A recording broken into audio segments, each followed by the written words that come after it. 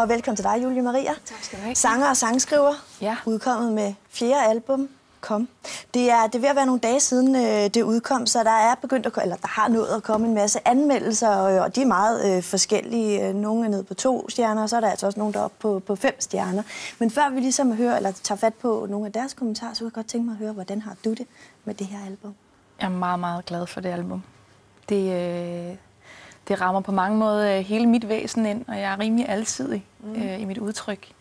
Og jeg synes, jeg får det hele med. Ja.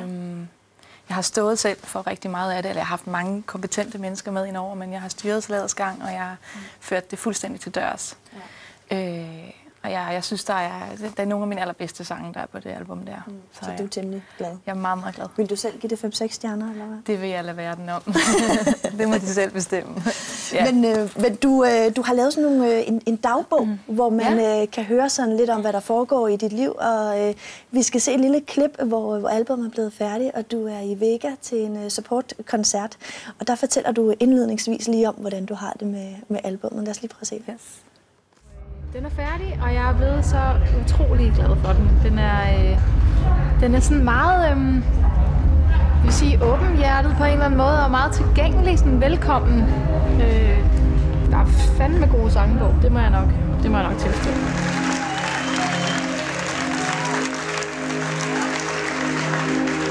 De må godt være her, din mørke sider også. De må godt være her, dine mørke sider også. De må. Nu sidder vi så her i Vega og er i gang med et nyt kapitel. Og det er jo fordi, jeg har været supporter i aften for Temper Trap. Og spøjst at starte med sådan en supportjob. Altså det vil sige, det er alligevel noget tid siden, jeg har lavet support på den måde. Og det er jo bare en sådan spændende chance på mange måder. Man er den, og man er den ikke. Vi vil gerne høre en sang, der hedder Evelyn. Vi vil gerne høre en sang, der hedder Evelyn.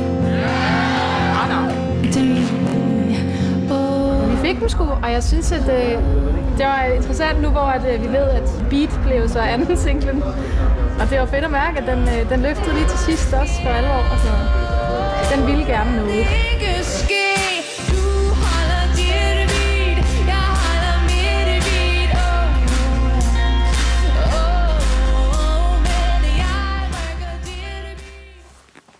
Beat, som du også lige nævner her, den er blevet rost rigtig meget af anmelderne. Og som jeg sagde indledningsvis, så er det sådan lidt forskelligt, hvad der er blevet givet af stjerner fra 2 og så op til 5. Beat, den er folk glade for. Den er faldet i folks smag. Og også er blevet ugens uundgåelige på P3. Ja. Gaffa er en af dem, der giver dig 4 stjerner, og de skriver, eller de kalder dig i hvert fald den mest talentfulde sanger og sangskriver. Så skriver de, følelserne hænger uden på tøjet, melodierne sigter mod skyerne. Og så skriver de, at de tror, at det her album det er et forsøg på virkelig at lave det store popalbum. Er det sådan, du har haft det med det? Altså et forsøg det er jo svært. Jeg laver ikke forsøg, men jeg udtrykker mig der, hvor jeg er.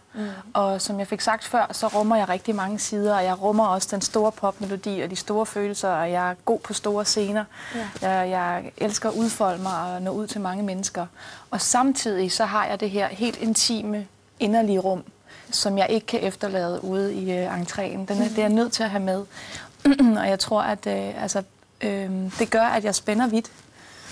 Og alt efter, hvem man lige er, og hvor man er henne i sit liv, så matcher man det ene eller det andet eller det tredje. Men jeg er bare det hele, og det har jeg tænkt mig at blive ved med. Og ja, jeg elsker pop, og det kommer jeg også til at gøre meget mere af. Men som du siger, så er der lidt af hvert. Altså både sådan lidt intimt og stille, og så er der sådan noget mere elektronisk og gang i den musik på albummet. Og nu har vi jo sådan set, at der kan være godt gang i dig. Og vi skal også se, når du er den mere intime, Maria, med ude af sig selv. Eller ude af mig selv. Der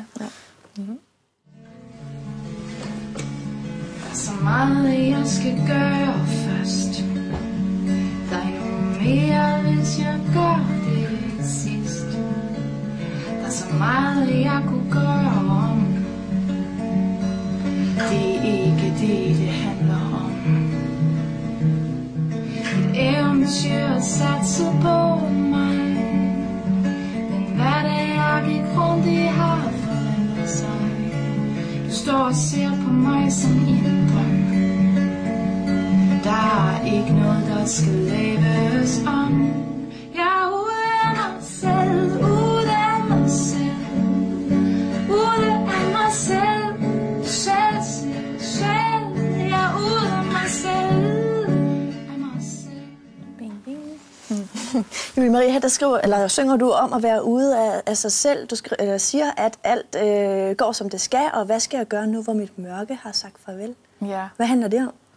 Jamen altså, hvis man har haft et liv, hvor det er gået meget op og ned, og lært at kæmpe sig sin vej gennem livet, og tro på det gennem det at blive ved at tro på det, og stile højere og højere. Og pludselig så står man der, og så er alt bare fuldstændig, som det skal være.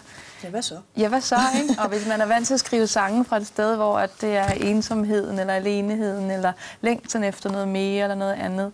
Og pludselig så sidder jeg her, og så har jeg det bare fuldstændig, som jeg egentlig drømmer om. Det lyder da så kan fantastisk. man godt blive lidt ud af sig selv, egentlig. Ja.